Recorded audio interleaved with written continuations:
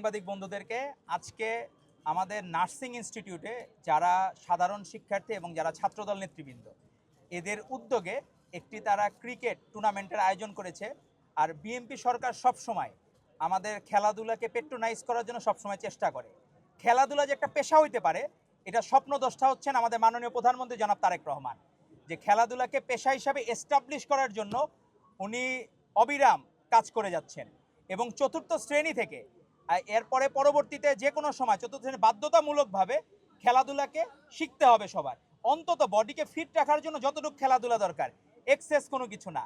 এবং নতুন করি স্পোর্টসের মাধ্যমে, আগে তো নতুন করি হয়তো শুধুমাত্র সংস্কৃতির ক্ষেত্রে বিকাশের জন্য, কিন্তু এখন নতুন করি হবে এখন খেলাধুলায় বিকাশের জন্য। আমরা বাংলাদেশ যাতে জনাব তারেক রহমানের নেতৃত্বে ভবিষ্যতে আমরাও যাতে ওয়ার্ল্ড কাপ বিশ্বকাপ খেলতে পারি, ফুটবল ওয়ার্ল্ড কাপ যাতে খেলতে পারি, ক্রিকেটেও যাতে আমরা আরও ভালো করতে পারি, আমরা যাতে ওয়ার্ল্ড কাপ উইন করতে পারি, তার জন্য আমাদের কাজ করতে হবে, নিরন্তর সংগ্রাম করতে হবে। আপনারা সাংবাদিক বন্ধুরা আপনারা আসছেন, কিছু বিষয় আসলে এখন যেগুলো ঘটতেছে এগুলো আমাদের জন্য আসলে 24-এর গণ অভ্যুত্থান আমরা যারা পক্ষের শক্তি তাদের জন্য খুবই বিব্রতকর। আমরা দেখলাম ইসলামী ছাত্র শিবির, অনেকে গুপ্ত শিবির বলে, অনেকে রক্কাটা শিবির বলে, তো আমরা শিবিরের ভাইরা দেখলাম তারা একটা নাটক মঞ্চায়ন করছে যে শিবির নাকি ছাত্রলীগ ধরতেছে। তো আমার কাছে দেখে মনে হয়েছে, বাংলাদেশের সাধারণ শিক্ষার্থীদের মনে হইতেছে যে এক ছাত্রলীগ আরেক ছাত্রলীগকে ধরতে গেছে। কি এক অদ্ভুত বিষয়! এরকম আমি সিনারিও আমি জীবনে দেখি নাই যে এক ছাত্রলীগ আরেক ছাত্রলীগকে ধরতেছে। এদের জন্য ভালো হইতো গুপ্ত শিবির যদি ছাত্রলীগকে ধরার বদলে কোলাগুলি করতো, তাইলে জিনিসের অথেন্টিসিটি বাড়তো, বাংলাদেশের মানুষ সাধারণ শিক্ষার্থীরা বিশ্বাস করতো যে হ্যাঁ এখন মঞ্চায়নটা ঠিক আছে, যে শিবির আর ছাত্রলীগ কোলাগুলি করতেছে। তো এরকম দৃশ্য আমাদের এবং সাধারণ শিক্ষার্থীদের মনে বিভিন্ন কিছু প্রশ্নের খোরাক যোগায়, যে আলটিমেটলি তারা আসলে নিজেদের অতীতে যে লিক করছে সেটাকে ধামাচাপা দেওয়ার জন্য তারা এইসব নাটক মঞ্চায়ন করতেছে। এবং তারা চায় এইসব নাটকের মাধ্যমে এস্টাবলিশ করা তারা যে অতীতে মজলুম ছিল।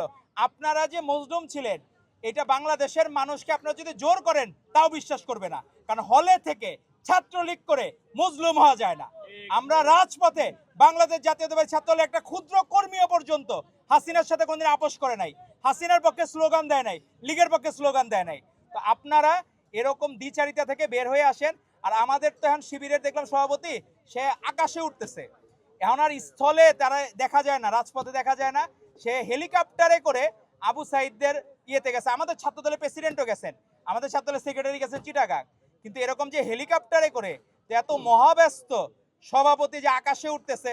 এখন বাংলাদেশের মানুষ চায় যে আমাদের 24-এর চেতনা হাসিনার আমলে যেসব ছিল বা ছাত্রলীগ যা যা করেছে, আপনার হেলিকপ্টারে কেন ঘুরতে হবে বা আপনার এত মহাব্যস্ততা কেন? তো আমরা অনুরোধ করব আপনারা ওই আকাশে উড়েন। আর জামাত শিবির হলো কুকর্ম করে, বিভিন্ন জায়গায় পরকিয়া করে, এখন ধরা খাইলেই বলে হচ্ছে বউ। কি এক অদ্ভুত বিষয়! তো একটা দেখলাম যে একটা মিমস বানাইছে, একটা ট্রল দেখলাম যে আপনার সাথে কাজী নিয়ে ঘুরলে ভালো হয়, তাহলে জামাত আর শিবির কাজী নিয়ে ঘুরলে কি হবে, যখন ধরা খাবে তখন সাথে বিয়া পড়াই দিল। তো কি এক অদ্ভুত বিষয়! এরকম চাকরির বিনিময়ে আর কোনো বোনকে যাতে হেনস্থা না হইতে হয়, আর কোনো বোনকে যাতে এরকম অন্যায়ের যাতে শিকার না হইতে হয়, তা আমরা তাদেরকে অনুরোধ করব। আর শিবিরের ভাইদের অনুরোধ করব আপনারা আকাশ থেকে পাতালে নামেন, আর ছাত্রলীগের সাথে আর বেশি মেলামেশা করেন না। আপনাদের যে এসব অতীত ইতিহাস বাংলাদেশের মানুষ আর কখনোই নিষিদ্ধ ছাত্রলীগকে ফেরত চায় না। ধন্যবাদ আপনাদেরকে।